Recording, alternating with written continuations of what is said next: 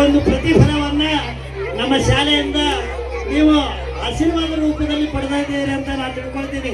ಹಲವಾರು ಜನ ಸರ್ಕಾರಿ ಶಿಕ್ಷಕರಾಗಿ ಸೇವೆ ಸಲ್ಲಿಸ್ತಾ ಇದ್ದೀರಿ, ಇನ್ನು ಹಲವಾರು ಪ್ರಾಥಮಿಕ ಶಾಲೆಗಳಲ್ಲಿ ಸೇವೆ ಸಲ್ಲಿಸ್ತಾ ಇದ್ದೀರಿ. ಅತಿಥಿ ಶಿಕ್ಷಕರಾಗಿರ್ಬೋದು, ಅಂಗನವಾಡಿ ಕಾರ್ಯಕರ್ತೆಯರಾಗಿರ್ಬೋದು, ಅಥವಾ ನಮ್ಮ ಒಂದು ಕಾರ್ಯಕ್ಷೇತ್ರ ಏನೇ ಇದೆ ಅದು ಯಾವುದೇ ಕಾರ್ಯಕ್ಷೇತ್ರ ಇರ್ಬೋದು.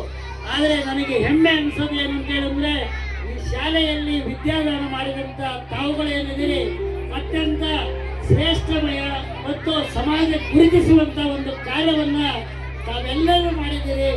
ಹಾಗಾಗಿ ನಾನು ತಮಗೆಲ್ಲರಿಗೂ ಕೂಡ ಚಿರಋಣಿ. ಅದೇ ತರನಾಗಿ ಈ ವಿದ್ಯಾರ್ಥಿಗಳು, ಹಳೆಯ ವಿದ್ಯಾರ್ಥಿಗಳೇನಿದ್ದಾರೆ, ನೀವು ಅವರನ್ನ ಕೆಲವೊಂದು ಜನ ನನಗೆ ನಿಜವಾಗ್ಲೂ ಈ ಊರಿನವರಾದರೂ ಕೂಡ ಅಂದ್ರೆ ಅವರೆಲ್ಲರೂ ಕೂಡ ಅತ್ಯಂತ ಸತ್ಪ್ರಜೆಗಳನ್ನಾಗಿ ತಾವು ಅವ್ರನ್ನ ನಿರ್ಮಾಣ ಮಾಡಿದ್ದೀರಿ. ಹಾಗಾಗಿ ತಮಗೆಲ್ಲರಿಗೂ ಧನ್ಯವಾದಗಳು. ಹಾಗೂ ಸ್ನೇಹಿತ ಎಲ್ಲ ಗುರು ಶಿಷ್ಯರ ಈ ಸಮ್ಮೇಳನ ನಿಜವಾಗ್ಲೂ ಬಹಳ ಸಂತೋಷ. ನಾವೇನಂದ್ರೆ ಮತ್ತೆ ಇನ್ನು ಕೇವಲ 5 ವರ್ಷದಲ್ಲಿ ಬೆಳ್ಳಿ ಹಬ್ಬವನ್ನು ನಾವು ಆಚರಣೆ ಮಾಡುತ್ತೇವೆ.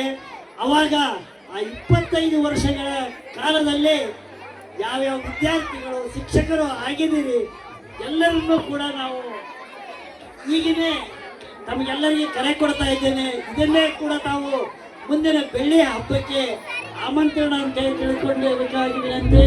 ತಾವೆಲ್ಲರೂ ವಿದ್ಯಾರ್ಥಿಗಳು ಶಿಕ್ಷಕರು ಸನ್ಮಾನವನ್ನ ಪಡೆದುಕೊಂಡಿದ್ದೀರಿ. ತಮಗೆಲ್ಲರಿಗೂ ಧನ್ಯವಾದಗಳು.